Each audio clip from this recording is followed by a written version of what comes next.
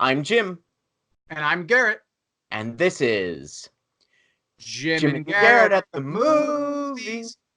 Hello, everybody. Welcome to tonight's episode of Jim and Garrett at the movies. Tonight, we are going to be reviewing the newest Shia LaBeouf masterpiece.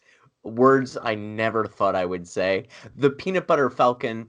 We'll be pairing that with Stand By Me, the 1986 classic. And we'll also be discussing the newest launch from Apple TV.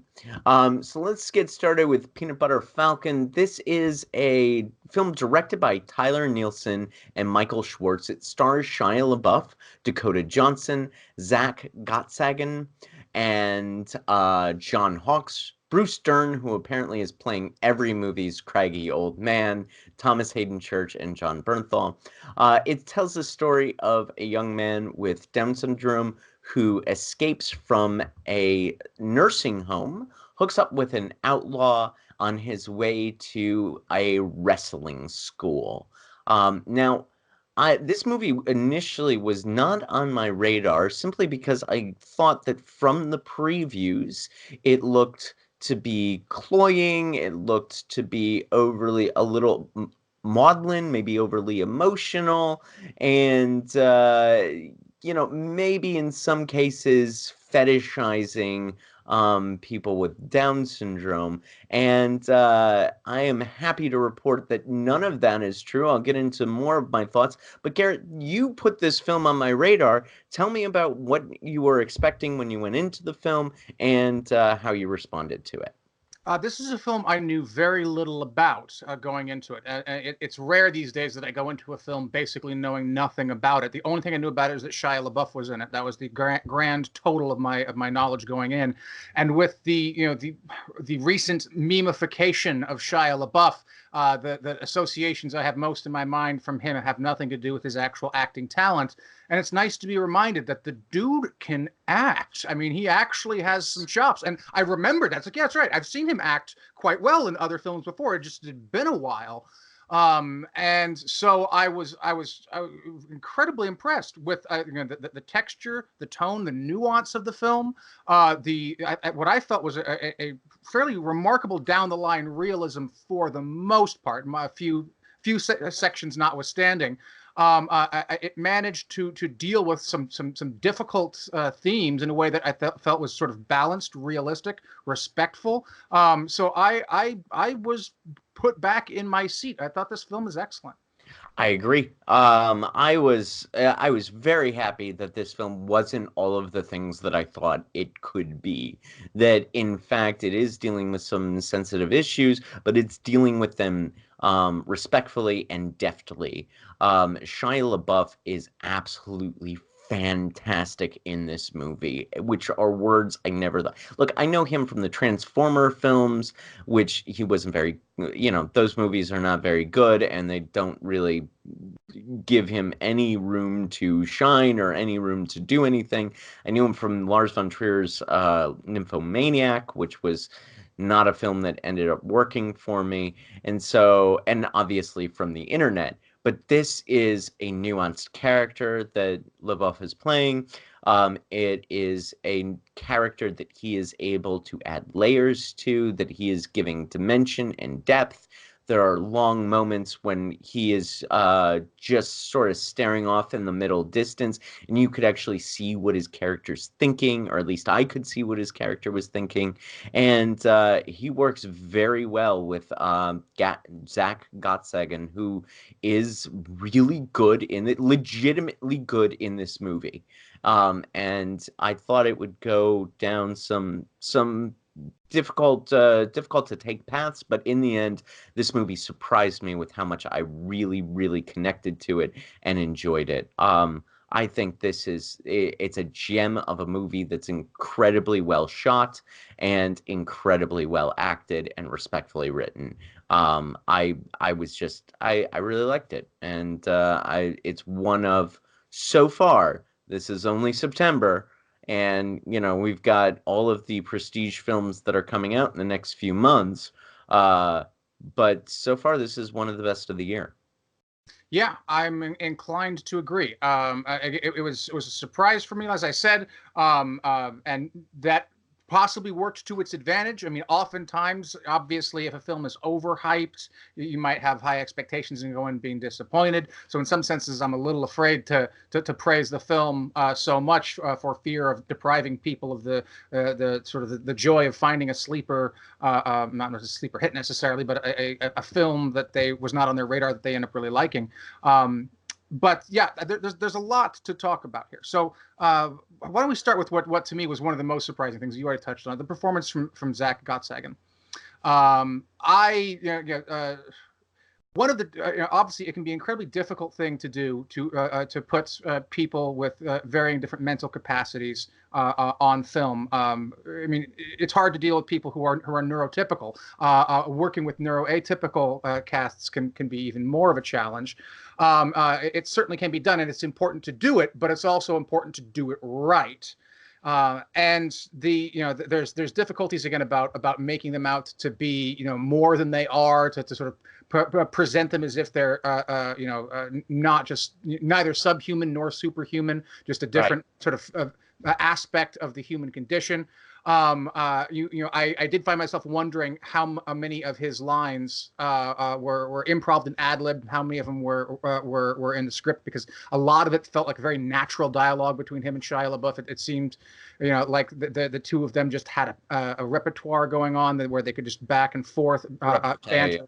Repartee, sorry, yeah, repartee, excuse me, yeah, repartee going on, where they would sort of banter, and the friendship, the bond that develops between them felt so natural and so believable that I'm sitting myself wondering, it would not surprise me in the least if these two are still hanging out today, months after production is finished, if they're still kicking it together, because that's how connected they felt on screen. Yeah, I'll agree with all of that. I think that there's in the history of people, neuroatypical people being portrayed on screen by actors who are neuroatypical, there is often a there's a tendency to have the moral of the film be, and he taught me something that I never would have learned. And that is not what happens here. I do think that that's not what happens here in an overt or cloying way. I do think that occurs within these characters, but it occurs organically and naturally, and it's not as ham-handed as many of the portrayals are. I was originally, after I saw this film, I was going to pair it with The Eighth Day, which is a 90s French film of a very similar plot structure, but it ends up being the Eighth Day in the title is, and then on the eighth day, God created George. And George, of course, being the neuroatypical character.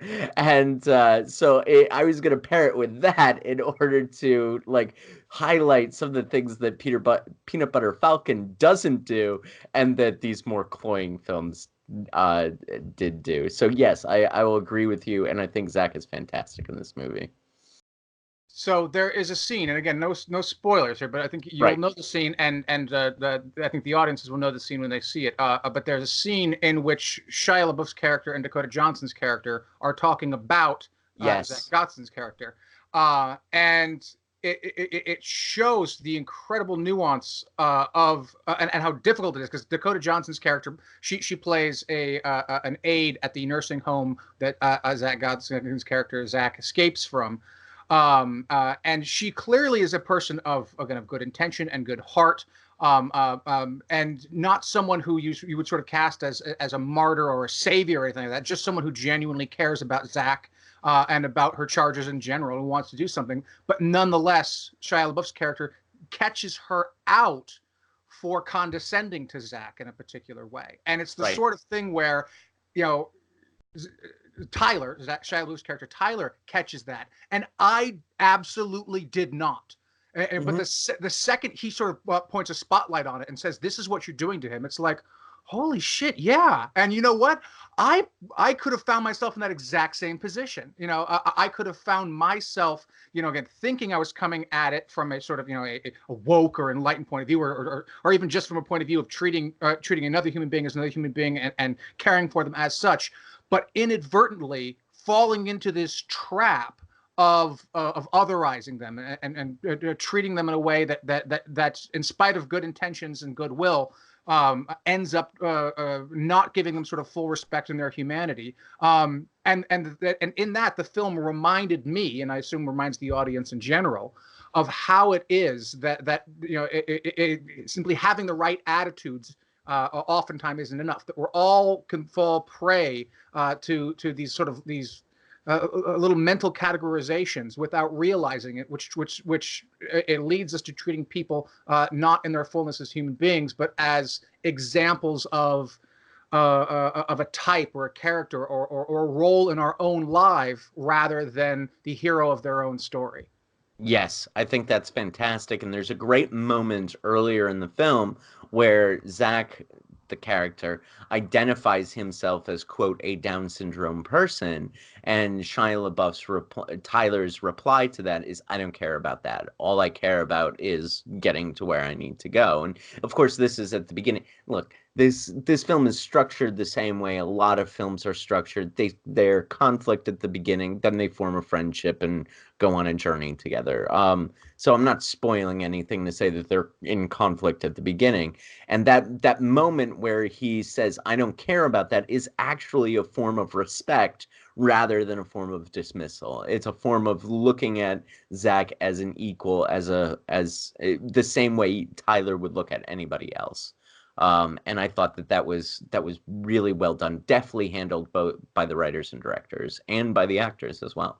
So another thing which is probably worth bringing up and having a conversation about is the relationship between this film and The Adventures of Huckleberry Finn by Mark Twain. They name check Mark Twain in the film, and while this is not an adaptation of that story or a modernization or anything like that, the similarities in many of the elements are sort of too obvious not to notice. And one of the things that I, as a philosopher, and many people who work in moral psychology really like about Huck Finn is there's a scene in Huck Finn where he goes at war with his own conscience, his own sense of right and wrong.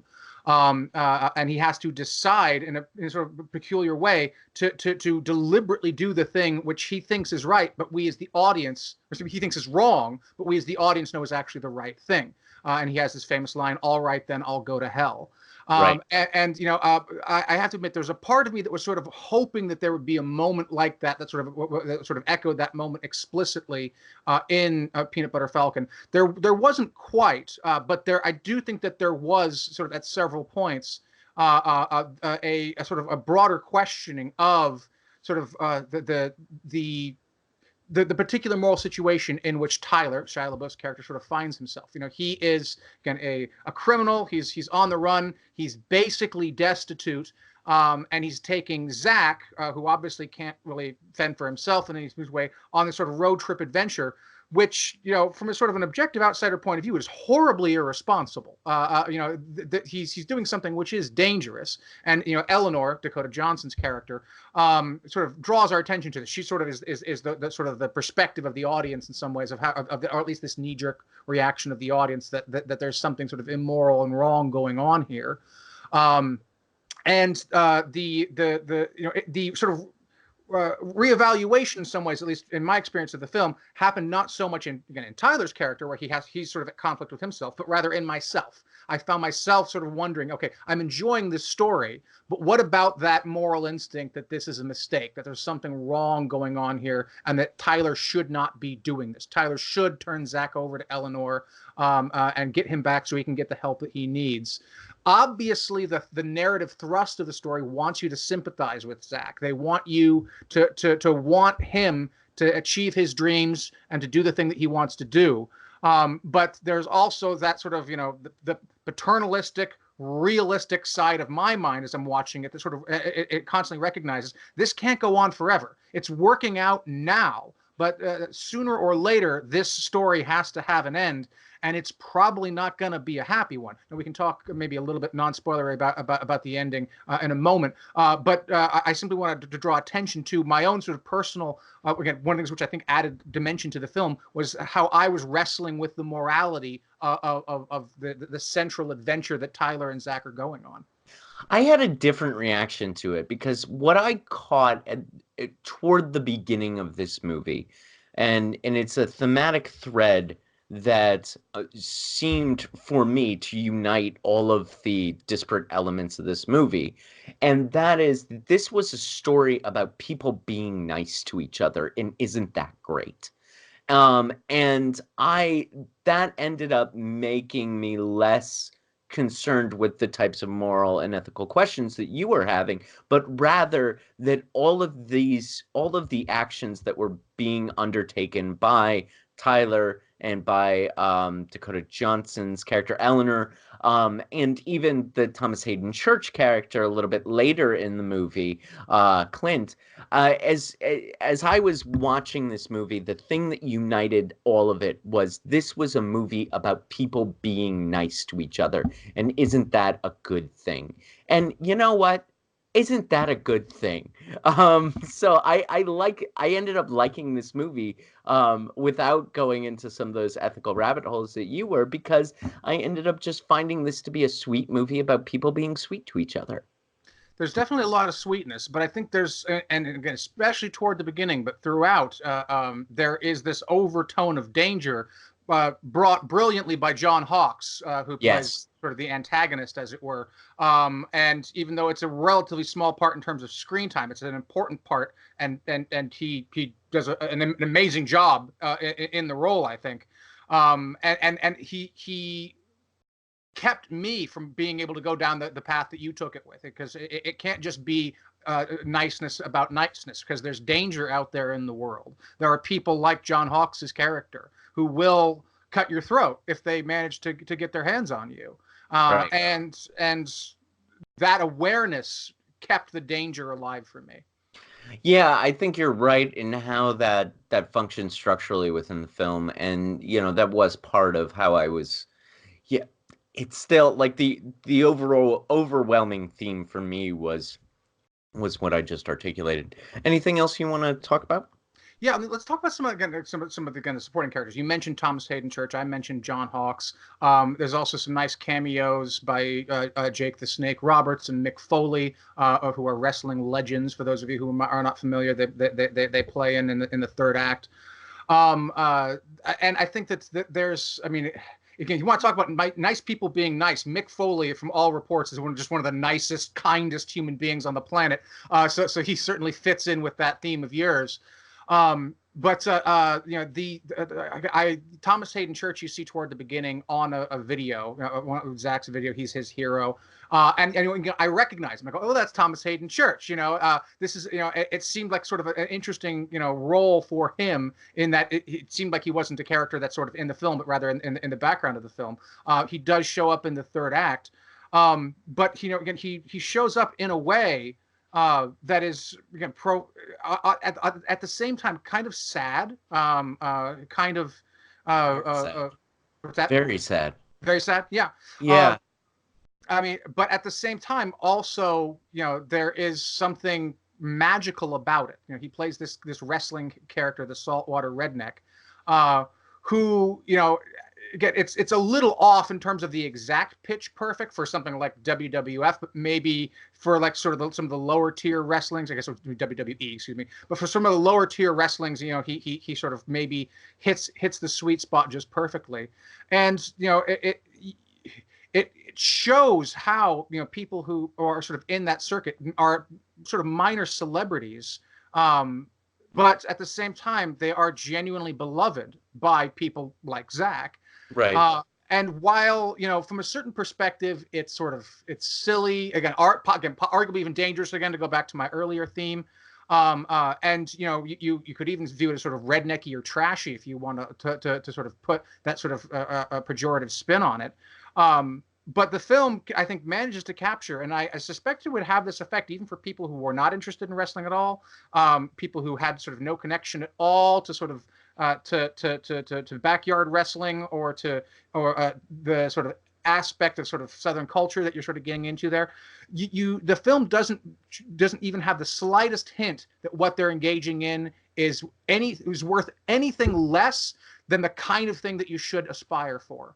Right. That your dreams are worth pursuing, even if all that is to participate in a backyard wrestling match, or to go to a wrestling school. If those are your dreams, then God damn it, you go for them. And that is an amazing and difficult thing for a film to capture, and this film does it. Yeah, I agree with that. Is there anything about the film that didn't work for you? As I mentioned, there are a few points I think where it departs somewhat from the realism. I can't mention them specifically without spoiling, so I will leave the details aside. It was relatively minor in the grand scope of things, but I did think that it was at least I think I worth. know the I think that I know the moment that you're thinking of, and that moment didn't work for me too. And Right. it's a big moment in the movie, and because they sort of departed from the hardened realism that they had kept throughout the most of the movie, it was a bit much for me. Yeah, and I found myself wondering, how would I have preferred if they'd done it differently? And there are, a couple of different varieties I could imagine that they could have taken. I don't know if any of them necessarily would have worked better than what they actually went with. So it's sort of one of those, yeah, part of me wishes they didn't do that, but at the same time, I'm not sure if there's clearly a superior alternative. So kind of got to have to give that a pass. What would you give it out of five? I think I'd give this 4.5 out of 5. I think this is a very Wow. solid film. You're along the lines that I am. I'm at four, which is still really high rating. So I strongly recommend this movie. I really enjoyed it. It was a surprise for me, and I was happy I saw it. Okay, so let's move on to our paired film, Stand By Me, the 1986 Rob Reiner directed classic starring Will Wheaton, River Phoenix, Corey Feldman, and Jerry O'Connell as four boys who embark upon a journey to go see a dead body of a boy who has been killed. They are pursued by Kiefer Sutherland, who plays the leader of a group of bullies. And this movie is well known and a classic film directed by, as I said, Rob Reiner, and based upon the novella by Stephen King. Garrett, what did you think about this movie? And then also, what about this movie made you suggest that we pair it with Peanut Butter Falcon? Obviously, it's not a perfect pairing. There are significant differences, but the I think the two principal things for me that made me want to pair it are three things. One, I love Stand By Me. I think it's a phenomenal movie. It's a favorite. I wanted to talk about it. So there's that. That's sort of just an excuse in that way. But also two more ways. There's the obvious sort of travel log. It's characters, friends on a journey together, coming of age story elements there. And then also, I think sort of the way in which both films managed to sort of to tell an emotionally heartwarming story in a way that is realistic, that is grounded, that isn't patronizing, that isn't saccharine, and ultimately delivers a powerful punch and a powerful story about what it means to be human in different but important ways. Yeah, I love this movie too. It's been a while since I've seen it, so I was really happy to go back and rewatch it. I was struck by River Phoenix gives an amazing performance in this film, and as I was watching it, I was mourning again the fact that we never got the River Phoenix career that, I mean, he had such promise as an actor, and all of the films that I've seen him in, starting with this one, and of course the Sidney Lumet running on Empty, and my sort of personal guilty pleasure, The Thing Called Love. River Phoenix is amazing in this movie. All of the kids are fantastic in this film. Will Wheaton, Corey Feldman, and Jerry O'Connell as well. This is a sort of a meditation on childhood and it's some of the themes that we were talking about in our soon to be released It Chapter 2 review, when we're talking about how Stephen King sort of understands childhood and also understands that beneath the veneer of childhood is a degree of darkness and a degree of upset. And he is able to bring those elements out and render what is both really cool about being a kid, but also what is really painful and difficult about being a kid. And this film gets that really well. I think one of the things that pairs it with Peanut Butter Falcon is these are both of these films are about kindness and about friendship, about how friends can sacrifice for each other in myriad petty, unsexy ways. And to steal a line from David Foster Wallace, and are able to do so. Like that's what this movie and Peanut Butter Falcon had in common for me. It's also a phenomenal adaptation of the source material. Stephen King's novella *The Body* is one of his better works of writing, and I really feel that the film managed to capture so much about that story. It doesn't hit every single note, every single beat, but it captures a lot more than I imagined. There is a scene in both the novella and the book where Will Wheaton's character just looks at a deer. And it's the kind of moment that I would not expect from American cinema. It's the sort of thing that you expect it to come out of French cinema or something like that, perhaps, where it's sort of this contemplative reflection of the little moments of life. And while there certainly are American directors that can do that and that can capture that, it's usually not in the mainstream cinema. It's usually not coming out of someone like Rob Reiner. I don't mean to say it wouldn't come from Rob Reiner, but someone like Rob Reiner, you wouldn't necessarily expect this from. Mm-hmm. But it is a small moment, and as it says, and again, I think the script is almost taken verbatim from the story. I never told anyone about the deer. That was a moment just for us. And it's a moment that I think almost everyone I think has these moments at some point in their life. They look like nothing from the outside. If a third party was watching you, it would seem boring. It would seem trivial. It would seem quotidian. It's not something that would seem like it was profound or infused with significance. But the reflection on it, the sort of existential just being there in the moment on something, even as simple as just sharing a moment with a deer, making eye contact with it before it goes on its way and you go on yours, is something that's deeply humanistic and profoundly moving. And if you were to ask me in the abstract how you capture something like that in film, I wouldn't know how to do it. The best I could do is point to examples of it, and the moment in Stand By Me would probably be one of the first ones that comes to my mind when trying to capture that aspect of life. And Rob Reiner just nailed it. Well, let's talk about Rob Reiner for a moment, because his first film is This Is Spinal Tap, which is a comedy classic. The Sure Thing is a solid. His second film is a solid kind of high school sex comedy. Then we get Stand By Me, The Princess Bride, When Harry Met Sally, Misery, Few Good Men, North, and The American President. That is a run that I don't think many directors can ever match. That's an incredible run. And that's all within a period of Spinal Tap was made in 1984, American President in 1995. That's an 11-year run of absolute excellence. Yeah. I mean, and he has some good stuff after that too. Ghosts of Mississippi is a pretty solid film. I think The Bucket List is in some ways kind of cliche, but still has its strengths. So while it's certainly the case that his latter period did not have the promise as his earlier period, it is still worth noting that the man has incredible talent, and if he's directing a film, there's a pretty good chance that I'm going to enjoy it.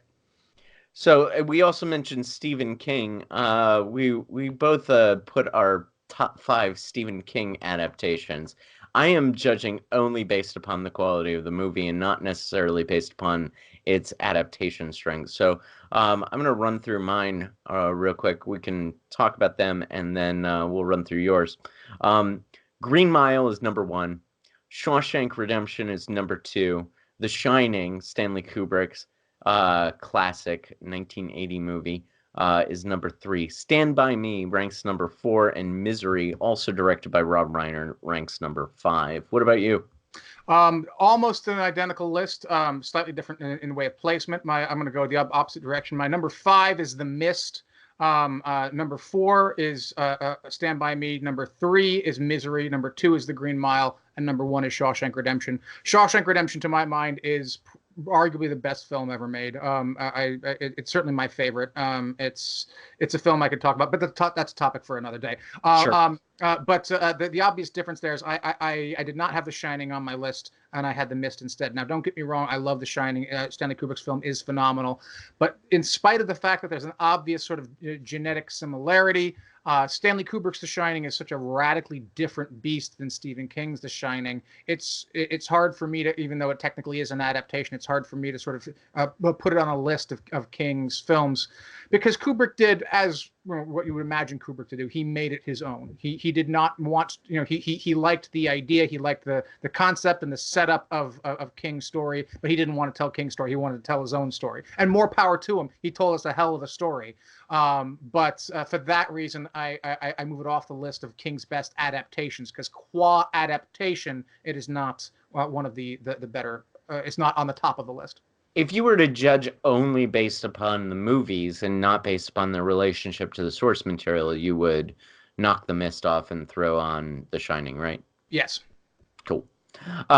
So interesting that your list only contains 2 directors, Frank Darabont and Rob Reiner. Yeah, shows that some people really get an author and can bring him to life. And for that matter, I mean, again, I don't mean to be giving him career advice, but if Rob Reiner's looking to get back in the big heavy hitter game, maybe he should pick another King work to adapt. I mean, he clearly can do it. Yeah, we'll send this video to him and see what he has to say. Do you want to? What would you give Stand By Me? 5 out of 5. This film is just wonderful, amazing, phenomenal. I really can't think of anything bad to say about it at any point. 4.5 out of 5, just because I really don't like the vomit sequence. The interesting thing about that, though, by the way, is that was written separately. Within Stand By Me, that's a short story written by Will Wheaton's character, and right. That story actually was written by Stephen King when he was pretty damn young. I don't remember how young exactly. I don't think he was quite as young as Will Wheaton's character, but that was sort of a standalone, separate story that King had on his shelf for years. And then when he came along to write The Body, he knew he wanted his character to sort of be an aspiring writer and struggling with it, and so he sort of took that one off the shelf, dusted it off, and included it in the novella. And while I can understand why some people don't really like it, I gotta say, again, if you would ask me beforehand going into it, how you adapt this novella into a film, I would imagine them cutting it, and they didn't cut it. They had the balls to keep it in, and that's praiseworthy in my book. Fair enough. But in my book, it goes from 5 to 4.5. All right. So let's move on to our news item. Today was Apple Day. Apple released details about their new streaming service, Apple TV Plus. The price point is $4.99 per month, kind of similar to Disney Plus, and still sort of lowballing Netflix as Apple tries to get into the streaming wars. What we have is, I should also mention that Apple is offering a free Apple TV Plus subscription to those people who buy Apple hardware. That subscription lasts for a year. We've also got some more details about what specific titles are available at launch. C, a post-apocalyptic thriller starring, this is via cnet.com, by the way. C, a post-apocalyptic thriller starring Jason Momoa. The Morning Show, which lit up the internet a little while ago. Reese Witherspoon, Jennifer Aston, and Steve Carell headline that. Dickinson, a comedy about Emily Dickinson, starring Haley Steinfeld. Haley Steinfeld, I should say.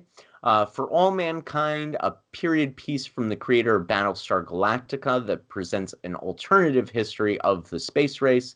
Series featuring Oprah Winfrey, a Sesame Street spinoff, another kids program called Ghostwriter, another animated series called Snoopy in Space, and The Elephant Queen, a movie the company acquired from Toronto Film Festival, from TIFF. Additional titles are forthcoming. So what is your reaction to this announcement? Are you going to rush out and buy an Apple TV because of this?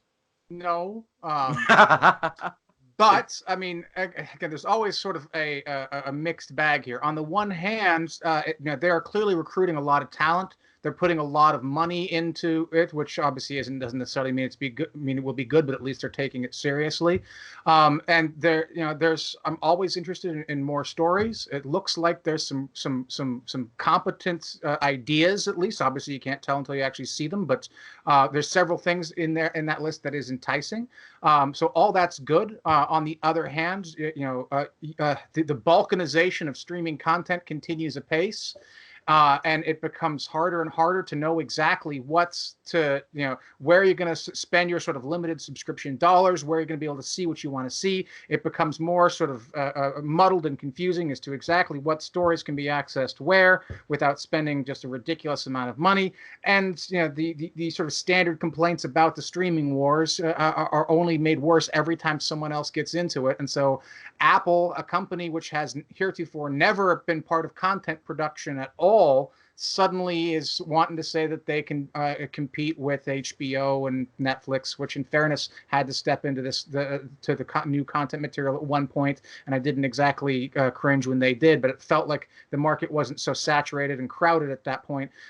So now I kind of sort of just wish that all these stories were simply being told in other places rather than being spread out amongst a further and further fractured array of where in the hell is this show? Where am I supposed to find? Oh, fuck it, I'm just going to torrent the goddamn thing.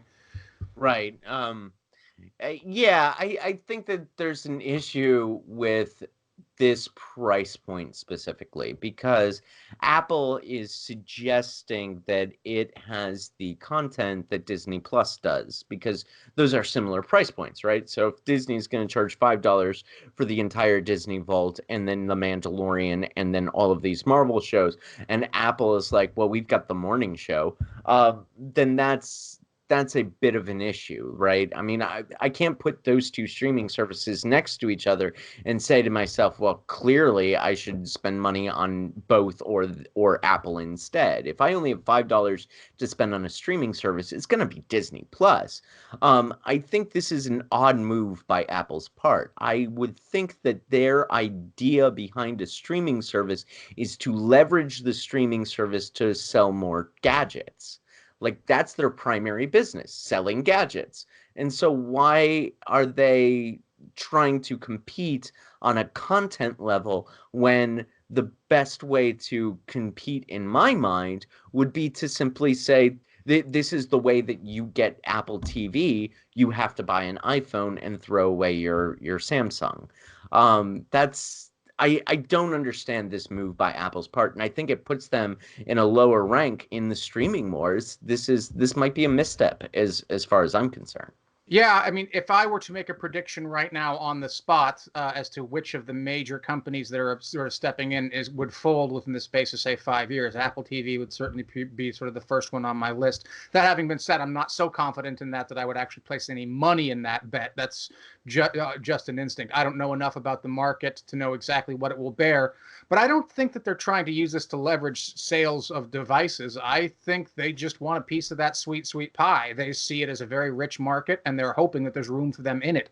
I don't imagine that they're delusional enough to think that they can absolutely dominate it, but they don't have to dominate it in order to make a healthy profit, and they certainly have the resources to make a go at it. So whether or not it will economically work out for them in the long run is hard to say, but I'm not surprised that they're doing it. Yeah, they're more cash rich than almost any other entry into the streaming wars, with the exception of perhaps Amazon, because Amazon also sells you toilet paper.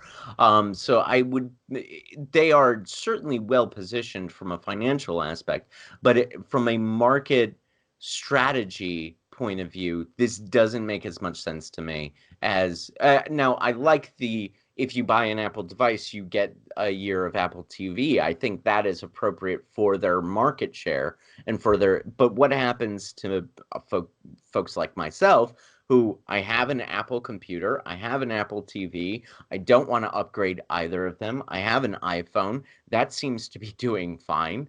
I don't need a new Apple device, and now I'm left out on I'm left, without Apple TV, whereas somebody else would just entering into the Apple market would be able to pay $5. Or for me personally, I have to make the decision between spending my $5 on Disney Plus or this, and it's clearly Disney Plus. Now, it does work for somebody who doesn't have Apple everything, and that person would then be motivated to buy an iPhone or a Apple TV or Apple computer. And for that, and it makes a lot of sense within within the context of this thing, this business strategy. Yeah, I think it's a clever move. Obviously, plenty of people buy new Apple devices on the regular, and they might not be interested in Apple Plus, but since they have it for free, they might as well check it out. And assuming that these properties that are actually any good, they might get hooked and they want to see what happens next season, so they renew the subscription when it comes around. That's right. Clearly the hope at any rate. But I mean, one way to think about it though is if it is $5 a month, basically what it's sort of just like $60 off your $1,000 device. And when put in that context, it's not really all that big of a break, all that big of a deal. So, you don't want to upgrade your devices. I can fully understand that. If they were $60 cheaper, would you upgrade them? Probably not. Right. But people oftentimes will make various sorts of discounting mistakes and stuff like that. They don't properly sort of understand how their money is translating into what they're actually getting. So for some people, the idea of a free year of Apple TV Plus might actually be enough to encourage them to upgrade. So again, could be some savvy behavioral economics on Apple's part. And I'm specifically thinking of the people who have, for example, a Samsung phone and are in the market for a new one. They have the choice to spend $600 on a new Samsung or $600 on a new iPhone. They'll choose the new iPhone because the Oprah Winfrey series is getting buzz. That makes sense to me from both a behavioral and an economic point of view. But anyway, so anything else to say about the Apple TV launch? I hope that we get some really great stuff, but I'm not holding my breath. Well, that we will be holding our breath until that's a bad segue. We'll see you perhaps next week. We haven't necessarily decided on the film that we're going to see. So we will be back on the next episode. Until then, my name is Jim.